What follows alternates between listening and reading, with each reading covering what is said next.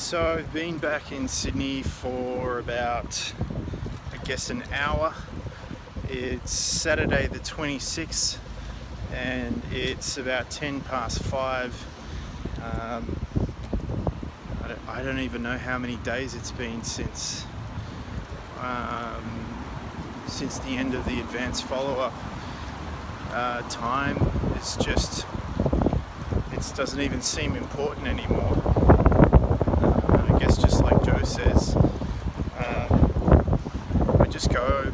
I'm going by the time that I'm in, and that's the time I'm in. So it's taking a bit of adjustment time. There was a lot of decompression, clearly, a lot of warping in reality, because after I got through the airport, I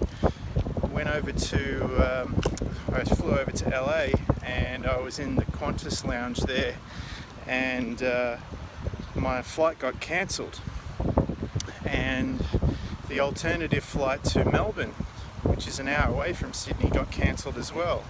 And the reason being was that the plane had an air conditioning problem, and they didn't have anywhere else to repair the plane, so they had to fly it all the way back, and they had to reshuffle everyone on these two planes into all the alternative flights.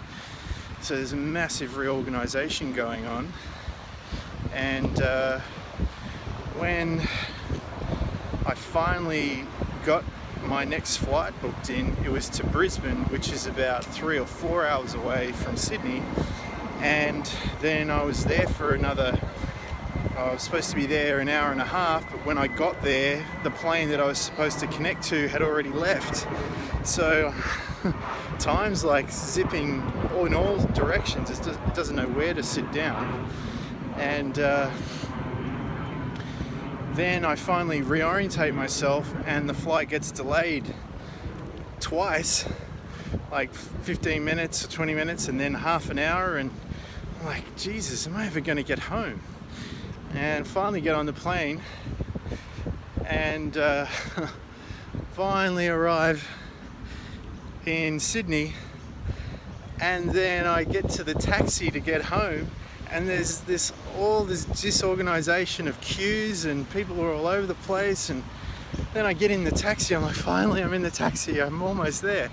And then the driver, and I live like 10 minutes from the airport, the driver had no idea where he was going. So I'm about to go out of my mind, and I finally get home, I shower, I change, I start settling in, I relax a little bit. And my body is just going, you have to move, you have to move. So I'm out here having a walk, doing a bit of self-care to reorientate myself to my new time and space, and just sort of stretch out a little bit. And just before I did this video, I'm walking over here, and I'm getting downloads again, you know. So to me, this looks a lot like a really big decompression, and you know, the field reorganizing itself to integrate me back into this my home time space reality, because the subtleties of it, even in the taxi, I was noticing I was getting irritable, and I was just feeling like it feels really dense, you know. I'm so far away from the workshop, everyone is gone home. You know, I'm by myself, and having to hold that state is you know, it's difficult. So there's this big reshuffling going on, just like a diver coming out of a deep dive. And I'm not talking about just scuba, I'm talking, you know, when you go so deep you have to get on different mixtures of gases, you know, there's nitrous oxide, or I'm not even sure what it is, but there's all this compression going on, and you're getting squeezed like crazy. And when we're doing these breathing techniques, we're squeezing, so you're getting wrung out. And then finally you adjust to that depth, and you sit there for a while. But you know, every minute you're there calculates to how you know, hours or days in decompression. Now, if anyone's seen the movie Interstellar, by Chris Nolan made the movie with Matthew Mahogany and I can't remember her name, but great actors anyway. And they go to this planet which is near a black hole, and for every hour on that planet is 7 years. And there's a mishap on the planet. One of the astronauts doesn't make it. They get back, and they finally get back to the ship, and 21 years has gone by. And there was this huge adjustment, so like a shock, like whoa. All of a sudden you get back. For you, it's been half a day, and for everyone else, it's been half a lifetime. And they're getting all these messages from their kids and their family, and they're all grown up now, and it just all happened like this. And can you imagine what it does to the psyche? All right, so obviously everything's been reorganized so I can decompress a little better, because if I went straight back into it,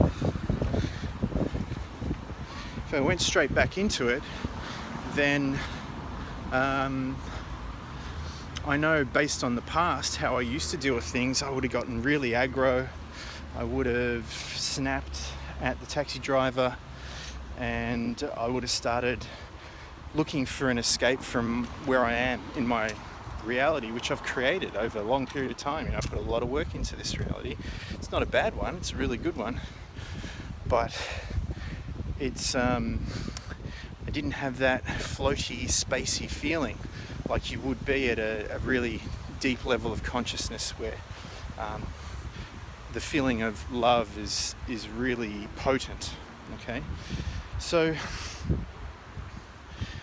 I'm looking on the Facebook page, and someone, I can't remember her name, and I'm sorry, it's just my mind's still reorganizing itself. So, but she talks about that she's come across this concept that reality is just a computer program, and she's finding it really confronting to deal with. And I know this feeling because one of my favorite films is The Matrix, and I actually remember buying the DVD before I had a DVD player, and I watched the first part at least 20 times, and I probably watch it every year and get something new out of it, because it's so multi-layered and multi-dimensional in its scope and scale. And obviously one of the biggest fears is in that world is that you're a slave to this system, okay, and that it's disempowering. And I think the most inspiring part about the character Neo is that he can overcome all those restraints and constraints and turn the Matrix into a place with no rules, borders or boundaries. And that getting from a slave mentality or a scarcity mentality to a sovereign mastery mentality, it's a big jump. It's not something you can just take on really, really easily and just snap your fingers and get there. And that's why, for me, coming back to Joe's work, I chose to train under Joe because I really identify with and align with his way of his material. And for me, this is training, right? So I go there to train, to get my mind and my body all aligned with the new operating system, and get into a position where I can create my own programs that are going to run in my life and have an effect, through conscious awareness, and not just them happening to me, which is like the scarcity slave type mentality. They're just words, but you know what I'm talking about. Don't get stuck on the words. But he mentions, And it's been mentioned, throughout history in all sorts of different religions and systems and beliefs and all that sort of stuff, that ultimately, in the ultimate level, the field is energy and it's unconditional love. But what does that mean? Well, for me, unconditional love is all the feelings, it's all the information, it's all the knowledge, but it's synthesized, it's stacked and nested perfectly, and it's scalable.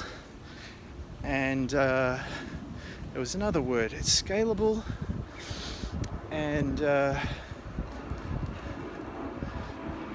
it all just and it, it's not in these restrictive containers. They're more like sacred geometric shapes that just sort of nest perfectly within one another and stack. That's the word. They stack and they scale and they nest perfectly, and that's when we start to experience flow. Like we've all experienced that flow. Thanks, mate.